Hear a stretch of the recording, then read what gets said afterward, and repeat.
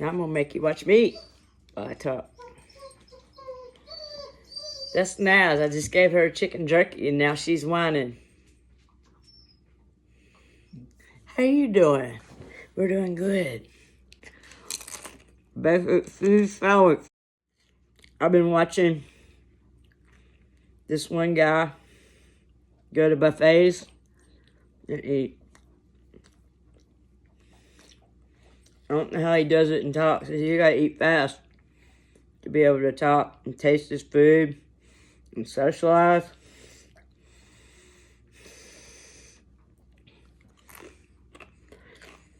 What I wanted to talk about is that in life we don't feel God. Most of us don't. And it seems a little bit like a fantasy that we're all just agreeing that God exists. Where's our proof? We don't have any. Not much. I died. I really think that I clutched my chest. I was wide awake. It hurt. And I went to the clouds. And I met Jesus. And then they kicked me back here to a body that was racked with pain, exhausted, terrified, dependent. I didn't know from a hole in the ground. At one point, I was sleeping on the floor in the garage of my mother's house.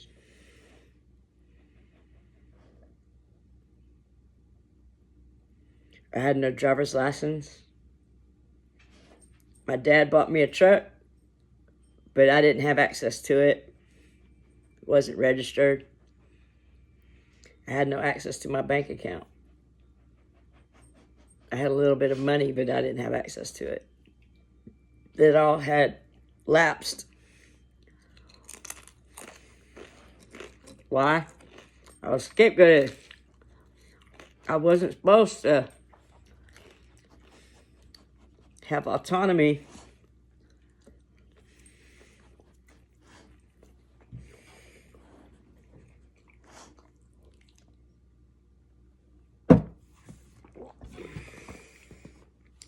At all.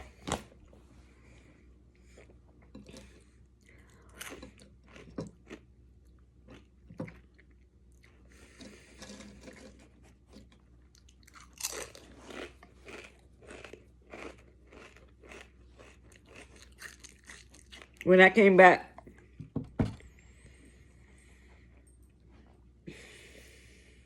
to my body, I was begging the angel.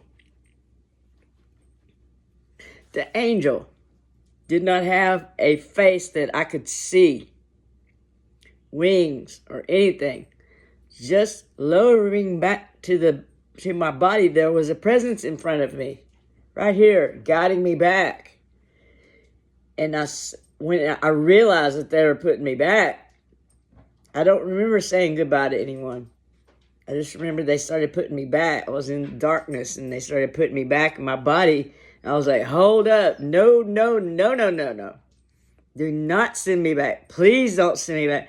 And tears streaming down my face. Please don't send me back. Well, I ended up back in my body. And the awareness of God, all that love and all that order and beauty just shut down in my consciousness like this. That's why I was desperate for them not to send me back here, because I knew that connection with God would be broken. And that was the most devastating thing.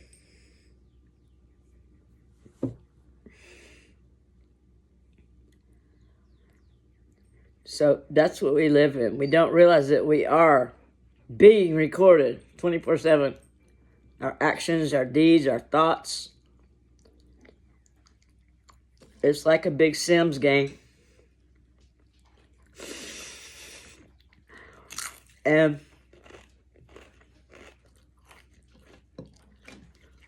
We usually fail every day. Why? Because we're not surrendered to God. Now, once you do that, it's beautiful. So many things happen, so much good.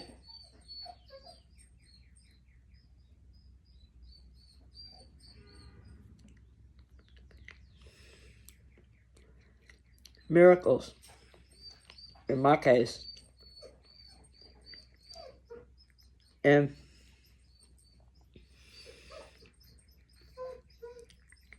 what we don't realize is we're also tested, just like in school. God conducts tests where He pulls back, sees what you've learned. When I go through these times, I'm sure you have them too.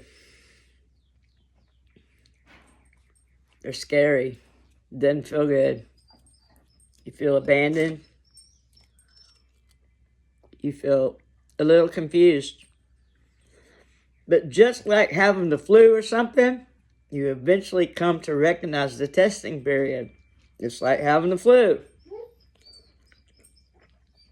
God pulls back and tests you. It's like having test day in school. I don't know how you felt. I didn't feel good. Study that night before, hope and pray, and then wake up the next day and go get her done, see what you learned. See if you knew what they were asking about is the main thing. See if you can remember it that day. After going through, I don't know how many other classes. School was rough. I am so glad I'm out of school. I remember being in 6th grade and thinking, I will never make it 6 more years. Never.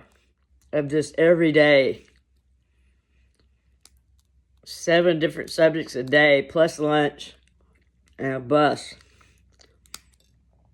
full of kids who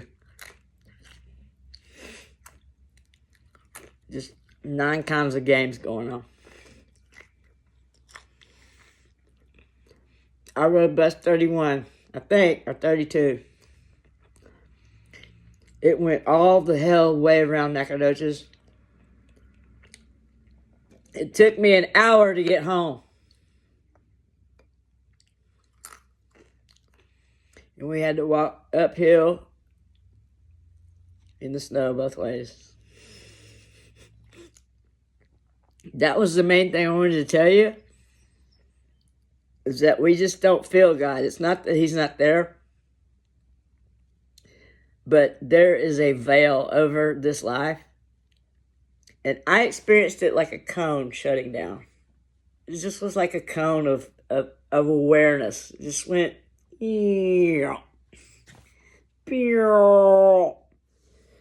instant depression, instant sadness, separation from God. That's hell. Separation from God is what is hell. And that's what I'm talking about. That's why we're in hell. A fallen world. Some of us feel it acutely. Are you one? I am. This world is messed up. And it's especially messed up right now. And we either messed it up or we allowed it. I am one who is not allowing it anymore. Maybe that's why He sent me back. To be kind of the one who stands up and says, one of the ones who stands up and says, we're not going to take it anymore. And we're coming from here. And we're joining other people.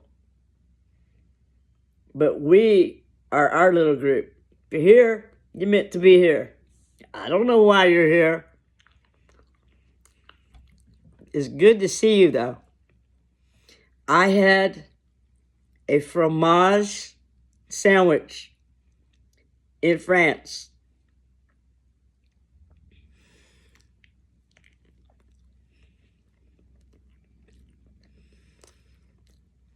It was the only word I knew. Fromage. I tried to ask for French fries. Pommes frites. She was like, what? I was like, French fries? She was like, yeah, we got French fries. I was like,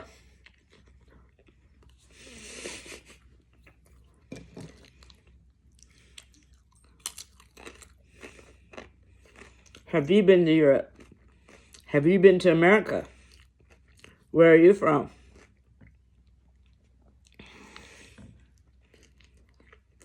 Are you cool with just a cheese sandwich and some chips on a Monday afternoon?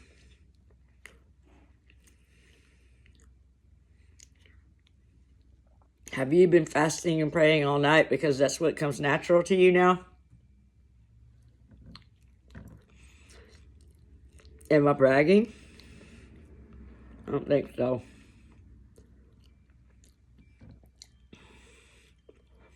So I am not an angel. I am not a good person.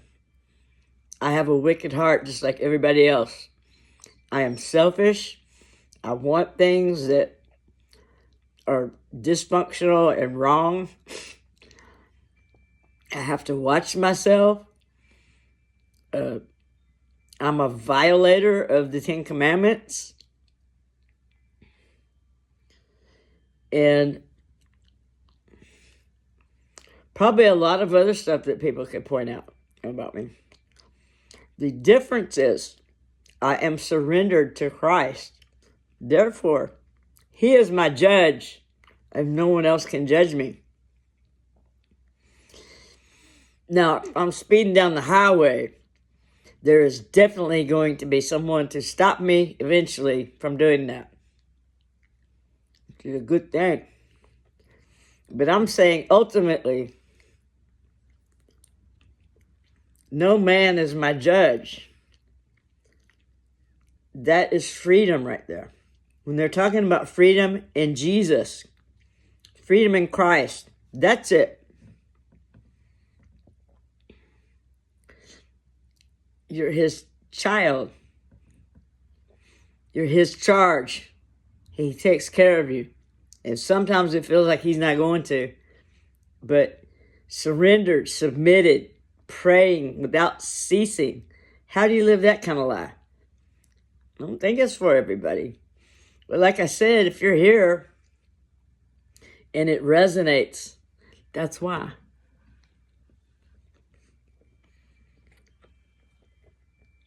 I've gone through times where bewilderment, not knowing what's going on, upset, angry, yelling, cussing, sad, crying, hurting.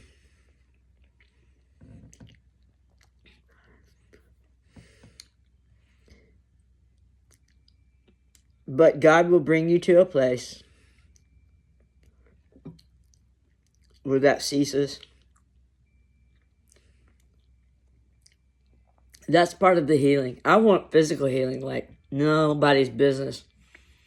I want to be physically healed of degenerative disc disease, adrenal insufficiency, hypervigilance. I would like to be cured of social anxiety and agoraphobia and phobia of the phone and not be able to speak properly in public. I get overwhelmed. The lights glare and people look funny. They look strange.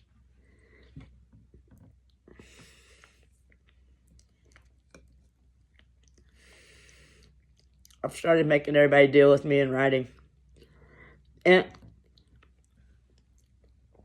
as a bonus, if you're on the spectrum anyway, on the spectrum in any way, this should also resonate with you. Because we are different. Neurodiversity is a difference. It's an advance. But we've got to invent the way of coping. Because the old way was intimidation, bullying, the social structure was built to contain and corral people through shame. That doesn't work anymore. Obviously, look at our president. We're all just like, let's go right next. I mean, what can we do? What could he write at this point that would be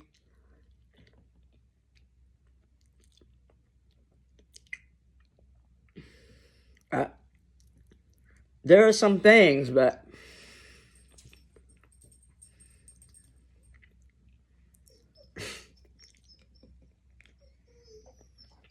pup is squealing. You got that squealing feeling. Come over here and say hi. Come.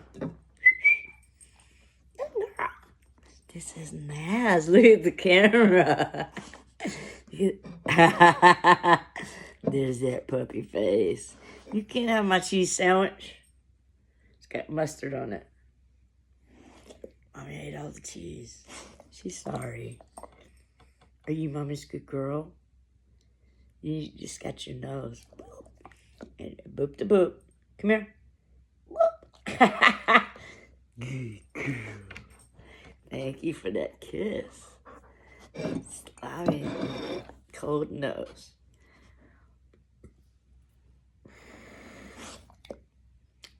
Back up off my food.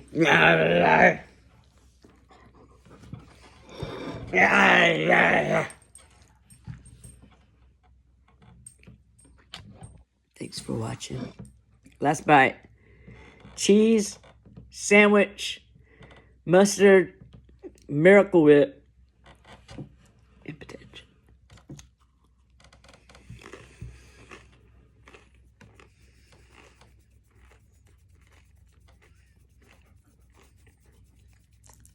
You do that after you eat? I've always done that. That's to get all the little pieces off of my fingers. Wipe them.